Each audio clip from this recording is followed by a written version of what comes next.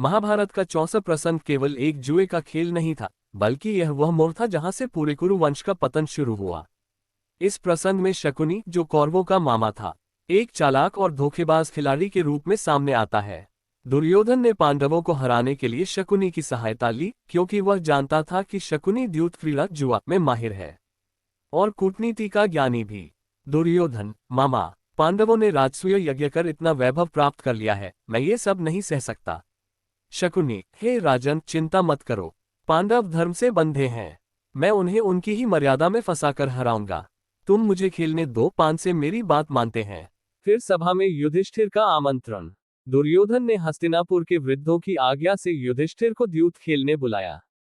युधिष्ठिर ने पहले मना किया, पर धर्म और शिष्टाचार के कारण उसने मना नहीं कर पाया।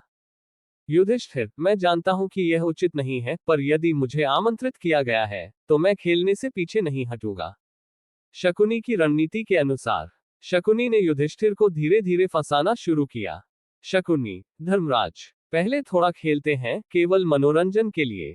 फिर धीरे धीरे दांव बढ़ते गए, सोना, चांदी, रथ, घोड़े, सैनिक, सेवक और फिर राज्य, भाई और स्वयं को भी दांव पर लगा दिया। कौरवों की चुप्पी और सहमति के कारण जब युधिष्ठिर ने द्रौपदी को भी हार दिया, तब सभा में मौजूद भीष्म, द्रोण, विदुर, कृपाचार्य जैसे वरिष्ठ जन मौन हो गए। दुर्योधन, दुशासन और कर्ण खुलकर अपमान करने लगे। दुर्योधन, द्रौपदी अब हमारी दासी है, उसे लाओ। दुशासन, मैं अभी उसे खींचकर लाता हूं। कर्ण, एक दासी के सामने तो अपमान की कोई बात ही नहीं है। शकुनी का कटाक्ष। जब द्रौपदी ने सभा में प्रश्न किया कि युधिष्ठिर क्या मुझे दांव पर लगा सकते थे, शकुनी ने हंसते हुए कहा, हे सुभगे, जब पति स्वयं दास बन चुका हो तो वह पत्नी को भी दांव पर लगा सकता है।